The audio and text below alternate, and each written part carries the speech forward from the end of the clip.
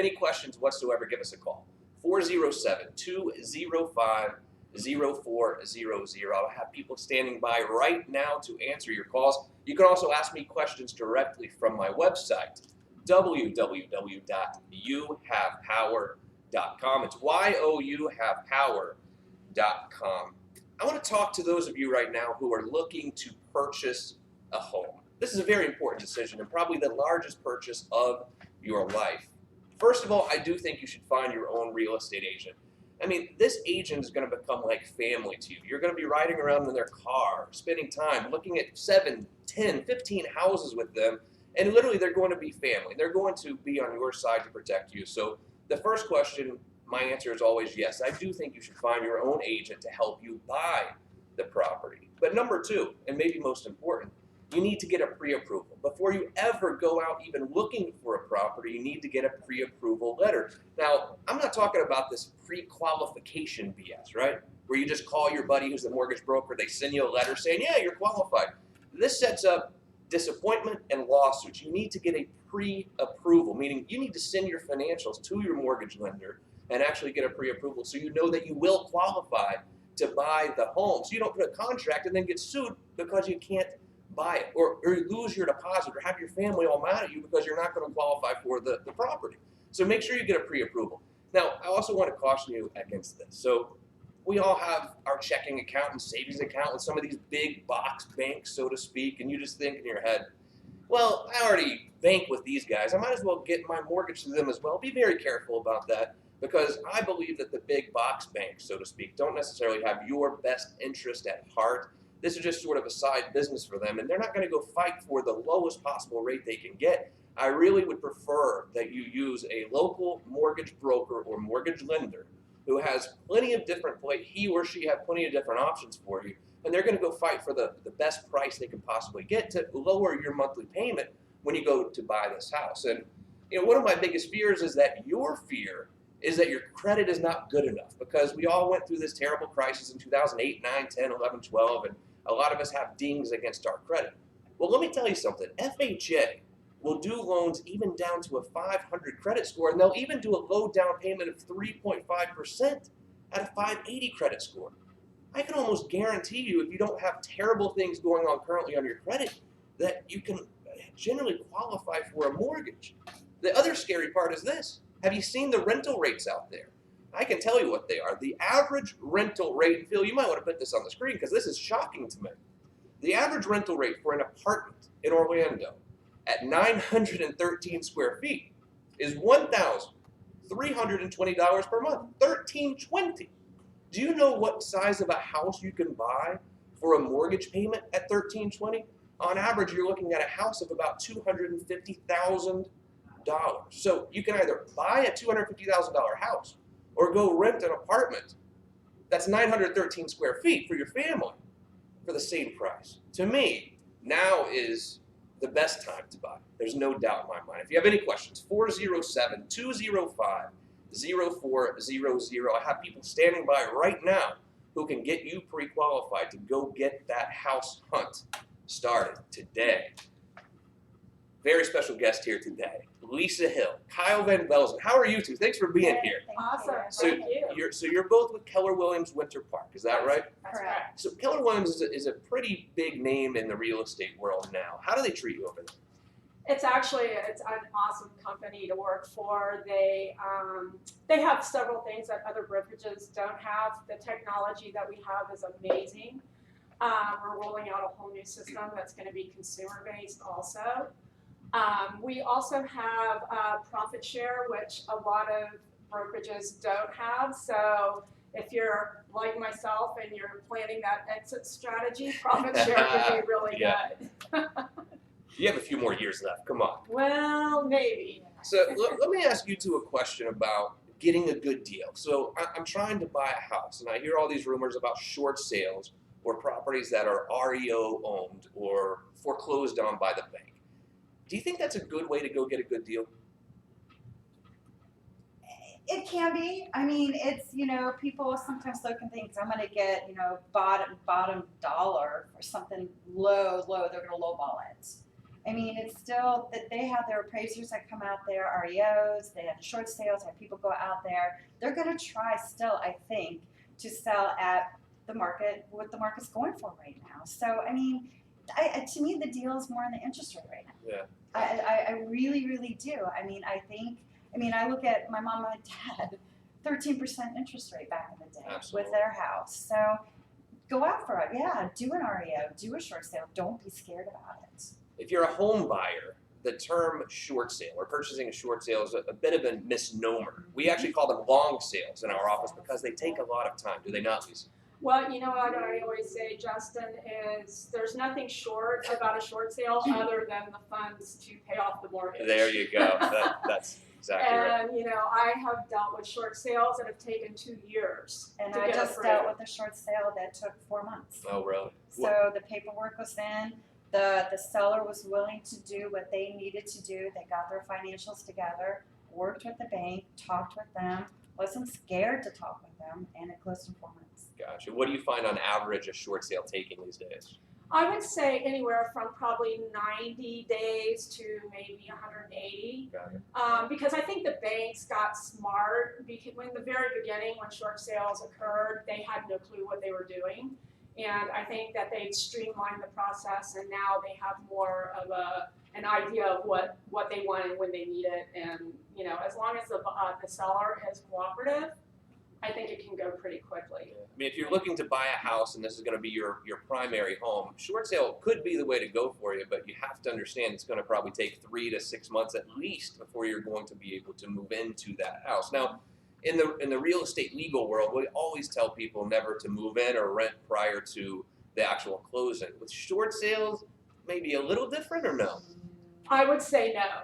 And the only reason being is, you know, the bank is your third party. And so if there is a problem and you don't get, you know, to closing, then you know as an attorney, then what happens, you know?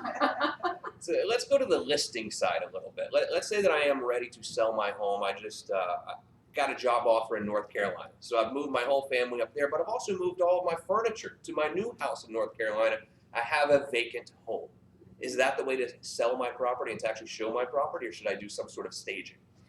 Well, you know, I say it depends. And a lot of times buyers like to walk into a home and have it empty so they vision their things in the home.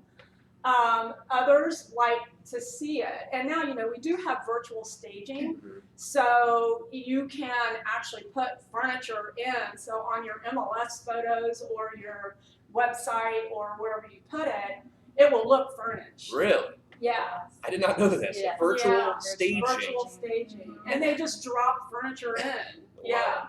But then again, is that really the same feel as someone who's walking in and actually seeing the furniture too, you know? Well, no, but most buyers now, they find their home on the internet. Mhm. And so they're looking at the photos and they're looking at the video and they're not really, Right. it's not like the old days where you had to visit every single house and, you know, a lot of people know the house before we even take them out. But don't get us wrong. I mean, they still go in and envision where my bed's going to go, where the couch is going to go, will this fit, Right. where it's they do. And sometimes a vacant house may be a little better just because they can walk in and go, okay. Yeah. But yeah, we stage. What is the typical fee for staging? You might not know. I don't know. I have no earthly idea. What does it cost? Let's say a typical 2,200 square foot house. What are they going to charge me to stage it? My guess would be somewhere probably between $1,000 to $2,000. Okay. And they bring in the furniture and they do all of that. So that would, you know, I think each stager is a little different. I But do believe though too they keep it just for like a month or two. It's not a Right. long term Yes, it's a like contract. the listing. So. yeah, it's a contract. Gotcha. Right. So when you are listing a house for the first time and you start to meet potential buyers as they come in, what do you generally find as the biggest complaints potential buyers have when they first walk into the home? I would say flooring. I just showed one the other day, and it was a $800,000 house, and they had 4 types of flooring in the house. Drove the buyer crazy. They want to see uniform flooring Okay. throughout. I would say ceilings, high to ceilings, bathrooms. you know, if it hasn't been updated, if you have avocado green Yeah. tubs and, you know, so those are probably some of the biggest things. I still have a condo downtown from my single days, and I'm still waiting on the popcorn ceiling to come back in style. Do you ever see that happening or not? Because we haven't changed it yet. No. Oh, God. Glitter, I sparkles. would say Terrible. go ahead and change it out. Yeah, It's- man. Yeah. Yes. Fine, I'll finally break down and do it. So we're going to take you guys on a tour now here with Lisa Hill and Kyle Van Velzen through downtown Orlando, and then we're going to go out east to Avalon Park, an area that if you don't go out east, you don't know how nice it is out there, really. But let's start downtown. This is a building that I know. I think I was living downtown when it was built. It's at the Solaire, and you guys have some listings there. Tell me about this building. This building it was built in 2007, and we have approximately, I think there's 303 units. Right now on the market, we have units from 1.1s in the low 2s all the way to, there is the penthouse that is listed at 1.99 million. Wow. It's gorgeous. I can see Two-story. it. It's amazing. 2-story. It's an amazing unit. Do you ever have any buyers who are looking for a tall building like this who are afraid, though, of having the balcony? Because the Yes. balconies Oh, yes. scare me a little No, bit. They really do. They're scary. And you know, these units have floor to ceiling windows, Right. and they won't even walk up to the window. Yeah, And I'm like, why are you in a high rise? exactly. So the 1.1 you have there is about how much, would you say? I would say 215 to 230. Okay. So, I Yeah, mean, you know, that payment at 215 is probably, what, $1,300 a month, kind of like we were Right. talking about Right. before. Now, of course, you're going to have the HOA fee on I top was of it gonna as say, well, yes. but it's still not a very bad payment for a really great location. That's it. And you know, the HOA fees there include basic cable and internet. And also you have to look at it. I owned a home, I had people take care of my pool, I had people take care of everything for me. So an HOA fee of $300 to $500 a month is really not that bad when you think about the things that you Sure. get for it. Do you find a lot of empty nesters now who are moving Yes. back Yes. downtown? Yes. We're finding young executives that live there, all the way up to, I mean, yes, empty nesters. We've seen families. I've seen babies being born at the Solaire now. I mean, families. Wow. So yeah. Well, you know, we're in walking distance to the Amway, Right. to Dr. Phillips, you know, so it's a great location for someone who wants to go to all those events. And If you have any questions or would like to see the listings here at the Solaire, call us 407-205-0400. Let's head out east a little bit, out to Avalon Park. Let's see this listing on Canopus Drive. Tell me about this one in Avalon. yeah, this is my new listing. It's actually almost 3,500 square feet. It's a 5-bedroom, 3-bath. Been completely renovated on the inside. This was an investor that bought it and did a lot of work to it. It's just high ceilings. It's got a bonus room and a media room. So it's wired for surround sound. This is just a gorgeous house. Beautiful. What is the list price? It is listed at $429,900. It's not too bad, really. I mean, We've got it priced to sell because Yeah. the investor said, let's do it. Tell me a little bit about Avalon Park. Avalon, if you don't know it, is one of these sort of master plan communities where you can walk around and you have shops and restaurants and things like that. Yes, and they have community pools, they have parks, playgrounds, tennis courts, you know, basketball courts, any kind of activity that you want. In the town center, they have movie nights, they have restaurant. It's a really great family community. How do you find the schools out there? A-rated. Really? Okay, good deal. So if you are interested in this property out in Avalon Park, 407-205-0400. Lisa Hill, Kyle Van Velzen, thank you both for being here. You're going to stick around for the real estate roundtable at the Yes. end, I hope, right? Yes, we are. Thank you so much for being here. We'll talk to you here in a few minutes. Now, we're also going to have another very special guest today. His name is Scott McCoy. He is with You Have Realty. He's also going to take us on a tour of the Seminole County area. We're going to hit Altamont Springs. We're going to go up to Sanford as well to see some of his properties. I know that Scott's a good realtor. He works with a lot of buyers too, I know. And so if you are looking to purchase a home, you can always reach out to Scott McCoy. Scott, how are you, sir? Thanks for being here. Thanks for having me. So you do work with a lot of buyers. Now, one of the things that we have going on in Orlando is there's a lot of new construction. You know, you go into these new neighborhoods and they're just throwing up house after house after house after house. And I get somewhat concerned at times that people can go into these neighborhoods and go to the listing center or whatever, no lawyer, no real estate agent, no real representation at all, and they kind of fall in love with the model home, but there's no one there to represent them. While the person at the front desk there may be very sweet, and maybe they are even trying to be helpful, I do feel like in that situation you need some sort of representation, whether it's a lawyer, a real estate agent, whatever.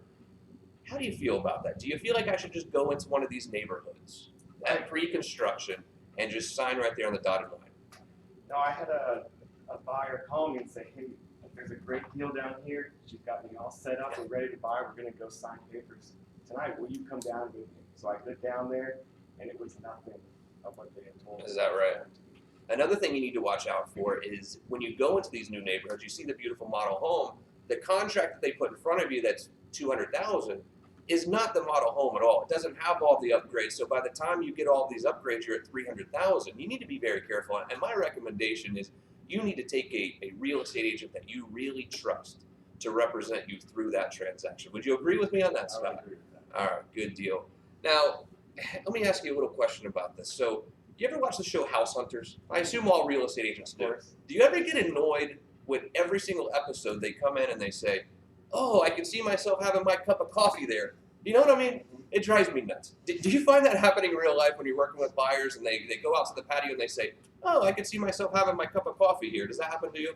No, I've heard it a couple times, Okay. but for the most part, Because I just want to make sure, because it happens on every episode of House Hunters, right? And when you're really helping someone find a property, do you really only show them 3, that's it, and they have to decide on one? I wish it was that. Okay. What do you find typically when you are working with a buyer? How many properties, and I know it varies, but what's sort of an average of houses that you're going to show them before they purchase? Actually, I've noticed with houses, I end up showing more. Condos, townhouses tends to be a quicker process, a few more, because there's not much variation between those layouts and those plans, and it's more of what the amenities are within the townhouse and condos. Now the houses, each one is different, so you could show 15, 20 plus homes. Gotcha. Describe the relationship that you have as a real estate agent with buyers. I mean, how does that relationship really go? It gets pretty close, does it not? It gets very personal because you're talking finances, you're talking families, who's going to sleep where. It gets it becomes a personal relationship between them, and it's almost like at the end, it's almost like you're breaking up, you're done. Maybe you'll have some contact with them just to check on the house, but yeah, it's very personal. What do you find typically when you're working with a buyer to be the most stressful part of the home buying process for people? I think as soon as the offer's been accepted, and then it's kind of bang bang. You got to get the inspection done, and that's always a stressful period because you're not sure what's going to come up with that. In the first couple weeks, I feel like it's very stressful for them. But then things calm down, and they get more excited about the house. Sometimes I'll see contracts come through and they say as is. What does that really mean? As is, you're going to get what's there at the house, but there still is some negotiation after the inspection to have those things replaced. So, do you find now, because you hear rumors about, oh, it's a seller's market, it's impossible to buy a house, do you find that most people now, let's say the list price is $300,000, do you find most of your clients who are making an offer on the property are going to go in at something less, or are they making full price offers? I think it depends on the home and the location. There are some where you'll list it at $300,000 and you'll get multiple offers. There's others where you'll put them on there and you'll get lowball offers. It really depends on the location and if it's a good property. But if it's a good property, it's going to go quick. When you're working with a client and they come in, let's say that you're showing them a house that's $300,000, right? And you've done your research, you think it's probably worth $290,000, but your client says, no, I want to offer $250,000. Let's go in at $250,000. I don't care, even though you know it's worth more. What do you normally tell your client at that point? I'll give them my opinion. I'll show them the market value. I'll give them comps. But at the end of the day, they're the ones that get to make the decision on the offer. Gotcha. All right, so we're going to take a tour of a couple of your listings here. Let's start in Altamont Springs, just up in Seminole County, Oak Hollow. Tell me about this listing, Scott. So this is the Sanford property. Okay, so Glen Oak. This is Glen Oak. All right, Glen Oak, let's go to Glen Oak. Sanford's a community that's really thriving right now. A great little downtown that's coming up. Sanford's a great place to live. now. Tell me about Glen Oak. So this one's 4.2, just about under 2,000 square feet, listed at 320,000. Quick access to I-4. The Seminole Town Center is right there. You can be there in minutes. And with this property and the surrounding ones, it is the lowest priced one in that area. Everything else is well over 400,000. There's new communities going up there. So this is 320, you said. All right, not really bad to get into that part of Seminole County. Seminole County is a great area. How do you find the schools in Seminole Schools County? are good schools. There's a A-rated elementary school close by. Beautiful. That is Glen Oak and Sanford. If you have any questions at all for Scott, give us a call. 407-205-0400. Now let's go just south of Sanford, also in Seminole County, to Altamont Springs. This is Oak Hollow. Where is this again? Oak Hollow's just off of 414. Boy, and now with the construction being done 414, you could be out of this neighborhood and on I-4 within 5 minutes. You could be also heading out to Disney within 30 minutes. And this is a great property, about 3,500 square feet, just lowered the price to 395,000. Great community, lots of amenities, gated community. 395K. How many bedrooms you said? It's a 5-2. Okay, so plenty of space there for 395, and if you buy a house at 400 grand, you're looking at 2,500 on your mortgage payment, or 2,200, something like that. So it really is affordable. Now, if you were to go rent a house like that, Scott, what would you pay for rent for that house? Maybe close to 3. Yeah, I mean, you're going to pay inevitably more for the same house to rent as opposed to buy. That's why I keep saying, guys, now is the time to buy. I'm not saying it just to say it. I'm saying it because I believe it. If you watch the show last week, we talked about interest rates, 18% in 1980. The price of a mortgage payment was about $4,500 for a $200,000 house, whereas now it's $1,200, $1,300. So now is an absolutely fantastic time to buy. 407-205-0400. YouHavePower.com. Scott McCoy, thank you for being here. You're going to stick around for the Real Estate Roundtable, right? Yes. And if you have any questions that you would like answered on this show, I have people standing by to take them at 407-205-0400. Who knows? We might even answer your questions next week on the Real Estate Roundtable. Speaking of the Real Estate Roundtable, ladies and gentlemen, it's time for this week's edition of the Real Estate Roundtable. All right, let's go to Susie in Lake Mary. This is for Lisa Hill and Scott McCoy. She says, who pays my closing cost when I sell my home? Lisa Hill. When you sell your home, you may very well get an offer that requests from the buyer that you do pay, you contribute towards their closing costs and prepaids. You can negotiate that. It typically is around 3% if they ask for it. Okay, good deal. What about title costs? Who normally pays that? Title, it's split. Seller pays their title fee, and as far as the owner's title policy, the seller will provide that to the buyer. Scott McCoy, real estate commission, I think it's fairly standard, 6%. Who pays that, buyer or seller? Seller. Okay, so the seller is generally going to pay that out of their proceeds from the sale. Let's go to Rhonda up in Osteen. I'm trying to buy a house, but I hear it's a seller's market. Is now a bad time to buy? Lisa Hill. No, it's never really a bad time to buy. However, the inventory is lower than it has been, so it's actually a good time to sell your house. Right. Because the inventory is so low, buyers don't have very many options to look at. Scott McCoy. Yeah, because of the price of renting, I would definitely buy a house right now. So let's just really get it out in the open right now. So we do hear that it's a seller's market, but do I really have to go in and offer $20,000 above asking price, or what? What's going on out there? No, as the real estate agent, what I do is if I have a buyer that's wanting to put an offer in on a house, the first thing I'm going to do is I'm going to call that listing agent. I'm going to kind of feel it out. Do you have offers?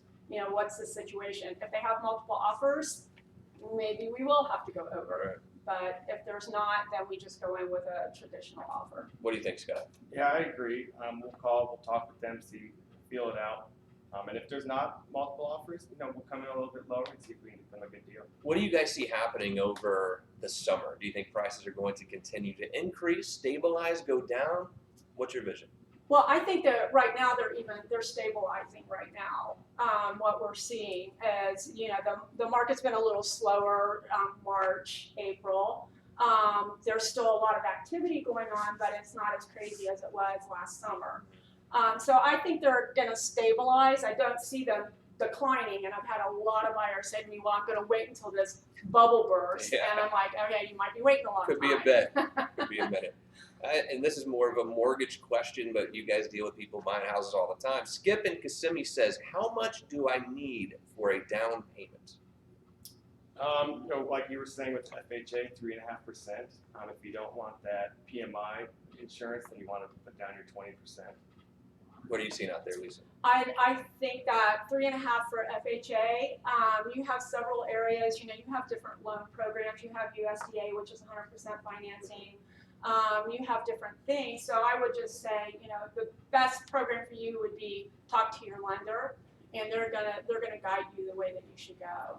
What do you, as a listing agent, when your client has some offers coming in, multiple offers, what are you looking for from that pre-approval letter? Are you looking for FHA, or is FHA bad? Are you looking for all cash? What are you typically looking for? No, I actually look over everything. I look and I want to see how strong that buyer really is. And the first call I'm going to make is to their lender. I'm going to see how much they're putting down, what they're, I always go to the lender first, and I just determine what is the strongest buyer. I just had one the other day that the seller actually took a conventional offer over a cash offer. Oh, really? Shocking. Because she wanted to sell to a family. I The see. cash offer was an investor. Gotcha. Cindy in Orlando says, do I have to sell my current home before buying my dream home? Well, that depends if you have the cash to make both mortgage payments. If you can afford both, then no, you don't have to. And if you can get your approval and get your mortgage, then What do you normally see in that situation? Well, there is a program, and I don't know that if all lenders provide it, but there's one, it's kind of called the bridge loan. Uh-huh. So if you have a lot of equity in your current home, you can literally buy before you sell. Really? Good Yes. deal. Lisa Hill, thank you for being here. Great to meet you today. Scott McCoy, good to see you again. Thanks for coming on. You guys were awesome. A lot of great information. And thank you for joining us today for another edition of You Have Real Estate. If you have any questions whatsoever, people are standing by the office right now as we speak. 407-205-0400. Plenty of information is on the website as well. YouHavePower.com. I'm attorney Justin Clark, and I'll see you right back here next week for another edition of You Have Real Estate. Good job, guys. That was a lot of fun. Awesome. Was it Fun fun? having a That conversation. was a Good job. lot of fun. Good job. Yeah. You guys Great job, did great. Justin, my dad was property, No worries. man. You rolled with it. It was good. No problem. No, that was good. thanks. It was fun. Yeah.